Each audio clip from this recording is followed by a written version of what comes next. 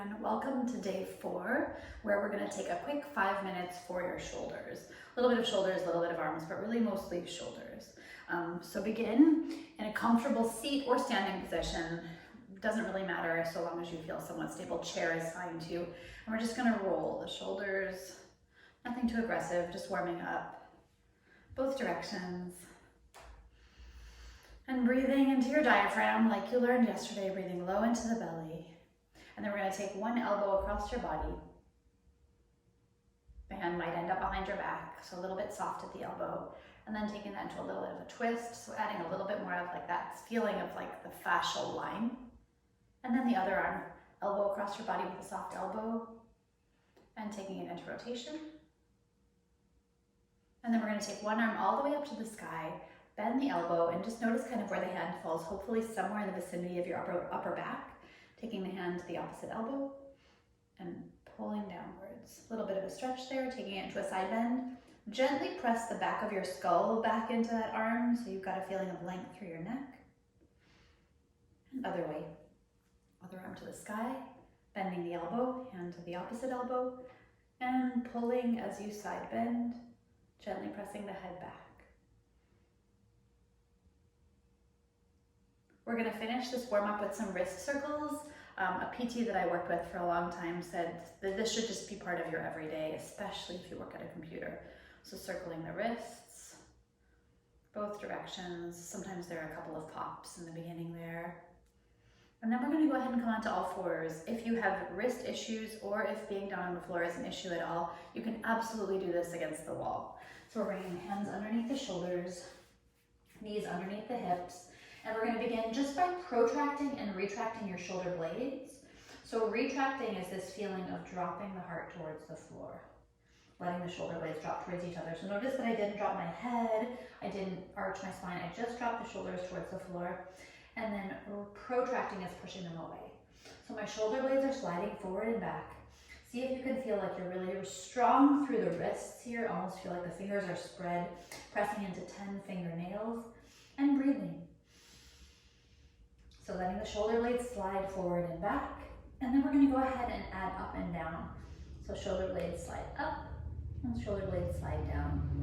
If it's comfortable for you, you can go ahead and make a full circle.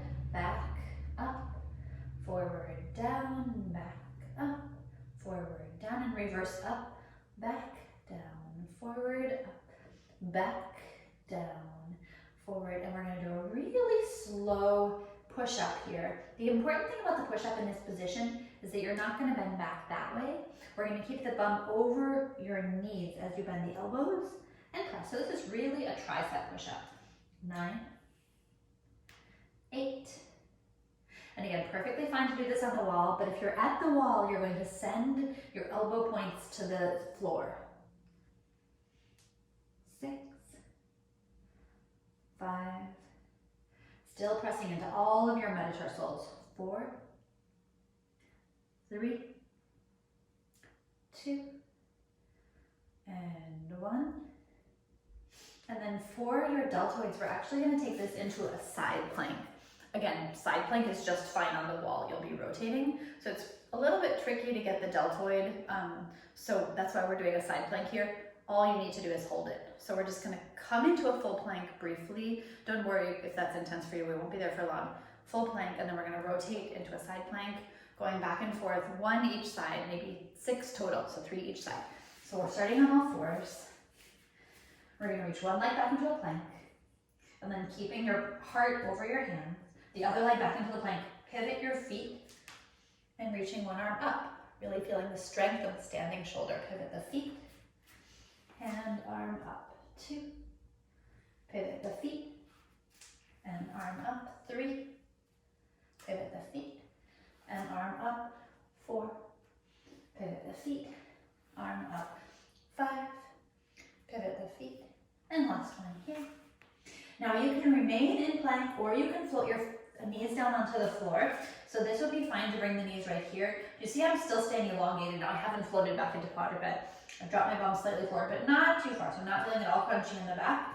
And we're going to bend the elbows out to the sides for a little bit more of like a bicep and lat push up. 10, 9, 8, 7,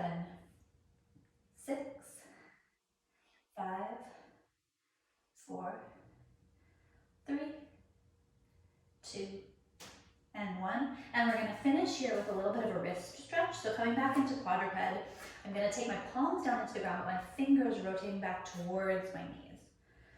So the fingers are rotated back and I'm leaning my bum slightly back. Just floating slightly back and forth. So looking for a big wrist stretch there. If this is a lot for you, you don't need to load all of your weight on the wrist. You could just kind of float gently back. And then we're gonna put the palms face up, fingers still facing back towards the knees. Same idea, even less weight here because our wrists can't really bear weight in that position. Yeah. So that's pretty much it.